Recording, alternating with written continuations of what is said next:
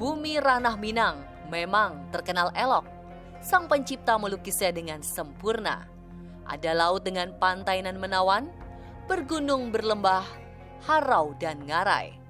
5 danau menyungkup daerah yang sohor dengan kelezatan masakannya itu. 2 danau luas dengan panorama alamnya menawan adalah Singkarak dan Maninjau. Letaknya berjauhan.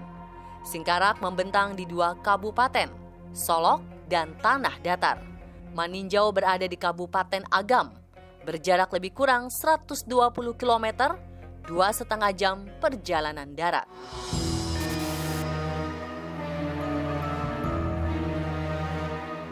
Di balik keindahan itu, rupanya tersimpan teka-teki. Ada cerita misteri yang tak terjawab sampai kini. Dibiarkan hidup dan menjadi hikayat di tengah masyarakat. Ini tentang adanya terowongan rahasia di dasar danau yang menghubungkan keduanya. Secara akal sehat, jelas saja sulit dipercaya. Mana mungkin terowongan akan terbentuk antara 2 danau yang terletak berjauhan. Lalu, jikapun benar ada, apakah itu jalan goib, terbentuk karena fenomena alam, atau sengaja dibuat? Danau Singkarak itu kan indah sekali ya. Jadi kalau nanti satu hari saya ke sana, saya menikmati dan pasti saya Masya Allah bersyukur gitu. Jadi saya mungkin, kalaupun saya percaya mungkin 10% aja mistik dan segala macam. Ya kalau udah ada orang atau udah ada data atau apapun itu bukti yang membuktikan kalau ada pembangkit tenaga listrik di situ kan udah jelas kenapa harus dibumbuin sama berita ada terowongan gaib. Menurut aku sih enggak sih. Kalau aku lebih percaya sama data atau bukti yang udah dipaparin juga sama siapa itu orangnya. Tentang isu adanya terowongan antara Danau Singkarak dengan Danau Maninjau itu rasanya tidak mungkin. Sebab apa mungkin ada terowongan tentunya berupa gua antara kedua danau ini yang berjarak sekitar 50 km bahkan lebih ya. Ada kemudian yang menyebutkan bahwa ada pusaran air di utara dari Danau Singkarak, pusaran air ke bawah yang kemudian dihubungkan air ini tersedot ke Maninjau dengan adanya terowongan tadi ya. Nah, ini jelas tidak mungkin karena tingginya permukaan air Danau Maninjau itu 100 meter lebih tinggi dari Danau Singkarak. Dan juga fenomena-fenomena alam lain yang terjadi di Danau Singkarak ini, yaitu setiap hari raya itu kan ada keramaian, tapi di setiap keramaian itu ada aja yang meninggal bersampah-sampah di danau itu. Dan bagi penduduk di sekitar itu namanya danau meminta nyawa, itu istilah mereka. Dan kenyataannya memang terjadi, walaupun ini sangat aneh mungkin ya, kekilafan, kecelakaan orang bersampan, tapi pada kenyataannya memang itu.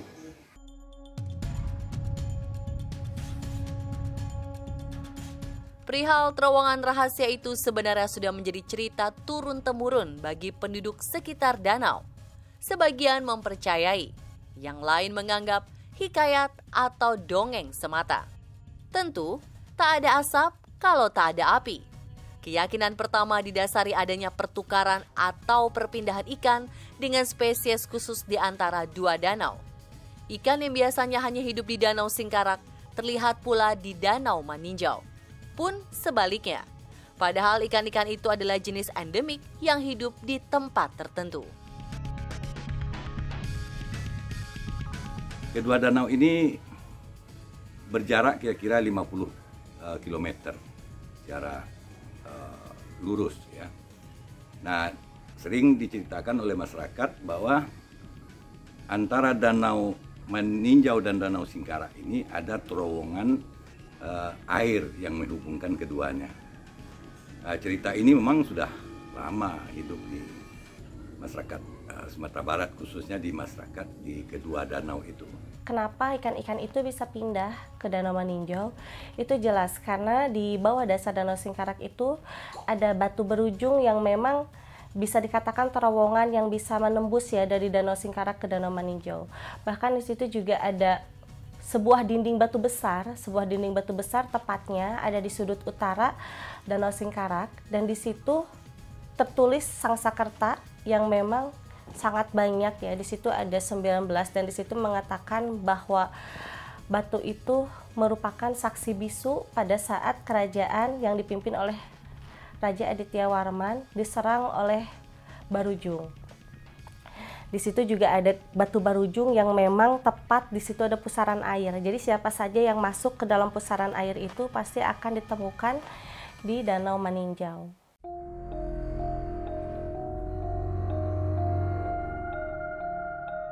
Bagi yang tertarik dengan hal-hal mistis, selalu ada peristiwa maupun kejadian yang memperkuat argumentasi mereka. Seperti pernah diceritakan, ada seseorang yang tenggelam dan menghilang di telan Danau Singkarak. Ketika sudah pasrah, tak berapa lama tersiar kabar kalau jasad orang yang tenggelam itu justru ditemukan di Danau Maninjau. Semua hakul yakin kalau jasad itu dibawa arus melalui terowongan rahasia itu.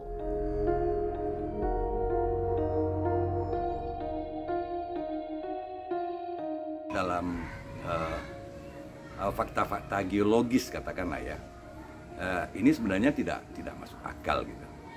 Karena dari segi sejarahnya kedua danau ini terbentuk dalam proses yang berbeda. Danau Singkarak itu dibentuk oleh proses tektonik ya, proses tektonik yaitu amblasnya permukaan tanah ke perut bumi ya.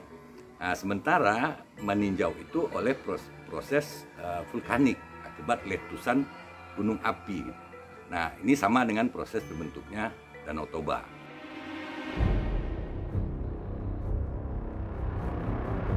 Tidak mengandalkan hikayat semata, para tetua dan pengkaji Ranji mempertegas keberadaan terowongan itu erat kaitannya dengan tangga atau janjang batu basure yang ada di dasar Danau Singkarak. Tangga-tangga batu itu mengarah turun ke bawah ke dalam danau. Kemudian di tengah danau, tangga batu itu mencuat ke atas, kemudian menurun kembali ke bawah sampai kedalaman 1 kilometer dan berujung di sudut pantai Nagari Sumpur, daerah yang terletak berseberangan dengan Danau Singkarak. Ujung tangga itu juga yang diyakini sebagai pintu goib menuju Danau Maninjau.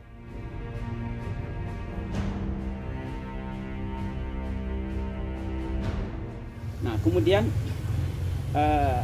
antara Danau Singkarak dengan Danau Maninjau ini tidak banyak terdapat batuan yang terbentuk dari kas ya. Nah, kas itu ya umumnya batuan karbonat yang mudah larut dalam air yang memungkinkan terbentuknya gua atau terowongan yang panjang ini ya. Bahkan ya, antara Danau Singkarak dengan Danau Maninjau yang jaraknya lebih kurang 50 km ini melintasi gunung ya, gunung Tandike, gunung Singgalang, itu ada batuan-batuan keras, granit segala macam ya. Jadi itu tidak mungkin.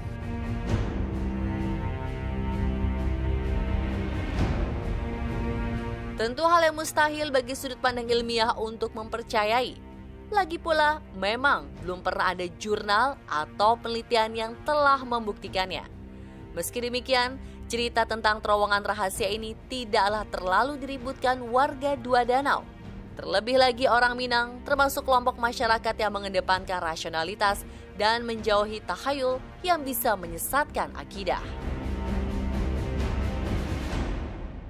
Salah satu fenomena alam yang begitu aneh dan sampai sekarang masih terjadi. Batang Lembang itu airnya sangat kuning sekali, berlumpur. Tapi ketika dia masuk ke danau, itu ada pusaran. Pusaran. Masuknya air kuning ini, air lumpur ini, karena ada pusaran. Dan pusaran itu membawa hilang air dari danau, dari batang air Batang Lembang ini, dan tidak pernah bercampur dengan air danau di sini. Itu dibatasi kayak garis itu, jadi lingkaran itu kayak garis, dan di luarnya adalah air danau yang sangat jernih sekali. Dalam pusaran ini adalah air yang sangat kental sekali. Nah, kemana pergi? Ini yang menjadi tanda tanya sampai sekarang, karena sampai sekarang itu masih ada. Kemana pergi?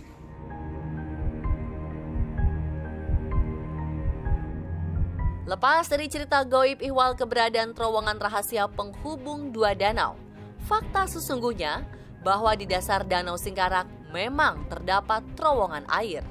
Tunnel sepanjang 19 km itu membujur dari Nagari Singkarak sampai ke daerah Asam Pulau di Kecamatan Lubuak Alung, Padang Pariaman. Terowongan ini dibuat dan digunakan untuk memutar turbin pembangkit listrik tenaga air yang sudah dibangun sejak 29 tahun lalu.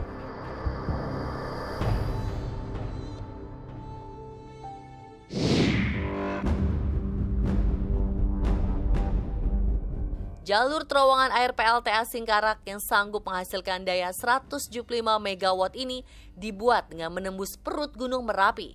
Selain menjadi pembuangan air Danau Singkarak setelah Batang Ombilin, terowongan ini sekaligus tercatat sebagai terowongan air terpanjang di tanah air. Keberadaan turbin air PLTA sekaligus mengkonfirmasi bahwa air Danau Singkarak mengalir ke dua muara. Tak ada rembesannya yang sampai ke Danau Maninjau. Berkaitan dengan terowongan yang terdapat di Danau Singkarak, itu memang dibangun untuk tujuan pembangkit listrik, yaitu apa yang kita kenal sebagai PLTA Singkarak, dengan kapasitas pembangkit untuk listrik sebanyak 175 MW. Jadi sebetulnya di Sumbarnya ada 3 terowongan, ya. Pertama adalah terowongan pembangkit listrik di Batang Agam. Itu disebut sebagai PLTA Batang Agam. Kemudian yang kedua adalah PLTA yang terdapat di Danau Maninjau. Itu juga PLTA-nya didapat melalui pembangunan terowongan. Dan yang ketiga ini adalah di Danau Singkarak atau disebut sebagai PLTA Singkarak.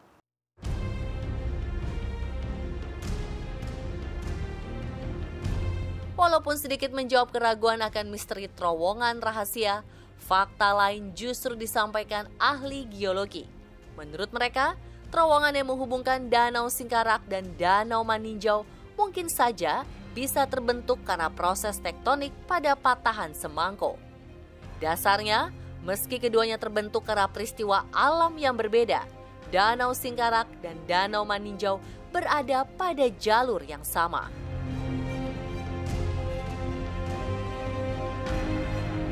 Posisi patahan semangko ini memang banyak lembah-lembah dan juga banyak danau. Jadi sangat memungkinkan di patahan semangko ini membentuk lembah, kemudian juga membentuk danau-danau.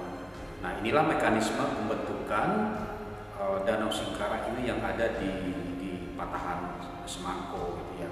Untuk hal-hal mistis yang memang terjadi di wilayah Danau Maninjau, Danau Singkarak, kita harus menganggap bahwa setiap kejadian itu pasti tidak akan ada asap kalau tidak ada api, ya.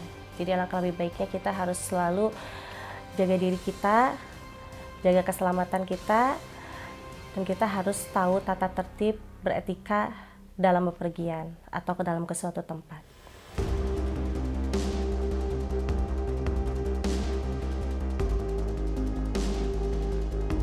Kecuali tunnel air untuk memutar turbin PLTA, tak ada yang bisa memastikan keberadaan terowongan rahasia yang diperbincangkan itu. Masyarakat di tepian dua danau juga tak pernah terganggu. Kemolekan alam dengan segala pesonanya telah membuat mereka terlena tanpa pusing memikirkan hal-hal yang di luar nalar manusia. Benar tidaknya misteri yang menyungkup keindahan danau adalah pemikat tambahan bagi pelancong untuk mendatanginya. Wallahualam bisawab.